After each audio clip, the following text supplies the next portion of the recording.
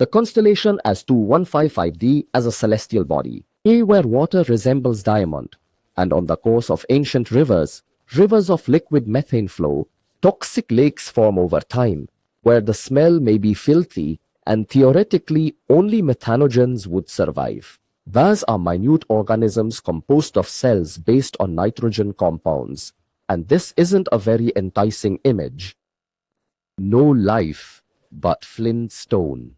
It's possible that planet K2155D is very hot, and its atmosphere is solid hydrogen with minor impurities. Let's assume that in this hellish world, attempts to form life and rare elements come from the periodic table of silicon. It is part of many surface rocks replacing carbon instead, according to the principle of evolution in the same way instead of the difference. Arsenic can be taken, and sulfur replaces oxygen. Scientists believe that in this case, alternative biochemistry could make life in an impenetrable forest possible. When astronauts finally land on the planet's surface and are greeted by the extreme and steamy welcome, such a warm reception is also off the table. But let's leave the strange bladder genes and harsh phenomena aside. If the conditions on K2155D meet expectations upon arrival at the box, astronauts will see an extraordinary world, and there will be black plants through the ages, adapted to absorb the full light spectrum more effectively, consequently improving photosynthesis. It's possible that plants on the planet have developed filters to protect them from intermittent radiation coming from the planet's star. The roots also increased in size, so they cannot be uprooted by the fiercest storm. On the side facing the star, explorers might encounter a vast ocean and mountains glowing with the light of the red dwarf, given the fact that the star on half of the planet never sets. According to the approach's evolution, in conditions similar to the alleged Earth's evolution, it must happen according to the known scenario, and perhaps there might even be small and mute animals on the planet due to the fierce salinity. Scientists believe that if the planet is still habitable, it is likely that it was not entirely covered. Ultimately, in this case, all the necessary materials for the chemical reactions will be buried under a toxic liquid. But celestial bodies orbiting near red dwarfs are definitely candidates for potential human habitation permits. Perhaps in a century, our descendants will witness their sun, a red one that never sets on the horizon.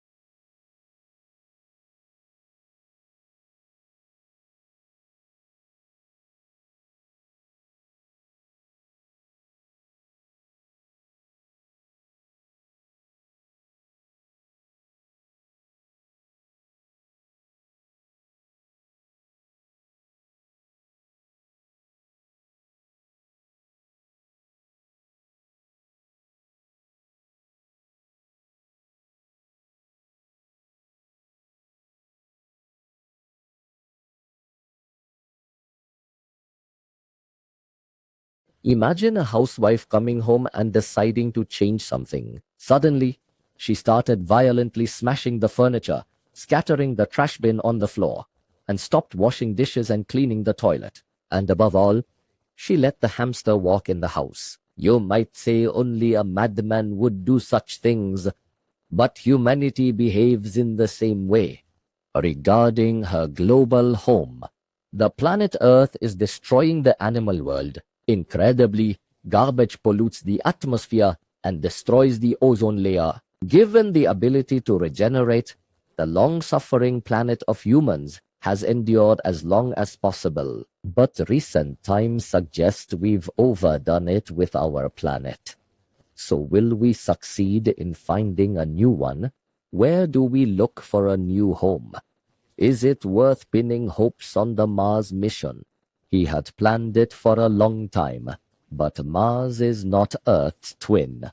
Thus, the challenges of migration may be insurmountable. Is there a celestial body with enough warmth, not too cold, with an atmosphere and ocean similar to Earth, where we can excel as a cradle for the future of human life? Paying attention to the constellation of Taurus, the Kepler telescope found in March 2018 at this location an object assumed to have almost the same properties as Earth. And by a strange coincidence, the recently discovered planet named Canyuco, it's located near a very quiet red dwarf.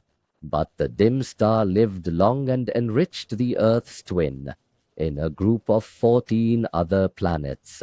But it's unlikely that the surrounding conditions will seem conducive to the emergence or maintenance of life. The surface temperatures of these bodies are not uniform, at least because the distance to the star is very small. The year on each does not exceed 40 Earth days. In such circumstances, gravitational forces operate and planets cannot drift away from their star, and it's roasted on one side, meaning the lit surface is hellishly hot, similar to Venus. The dark side is bitterly cold, but there is hope if at least one of these planets is surrounded by a dense atmosphere. The situation will change due to the distribution of heat. The temperature in both hemispheres is relatively stable, despite it causing an unprecedentedly powerful hurricane. Yet many astronomers do not believe in the existence of suitable conditions for evolutionary processes on planets. It orbits very close to red dwarfs. The absence of a magnetic field and strong flares from the star make life evolution on celestial bodies virtually unimaginable. Regardless of lifetime, these stars are the same for someone like me. All this is true, but not for planet K2-1555d as Japanese scientists believe. Earth, like the planet, is in the temperate zone. So, it's likely life could form on its surface, although it definitely orbits its star from one side only. The planet is 3 times the size of Earth and is 200 light years away from us, making it difficult to study the celestial body in more detail. However, NASA is planning to send a mission aimed at clarifying the conditions on the 15 discovered planets. Among them is the planet K2-145d.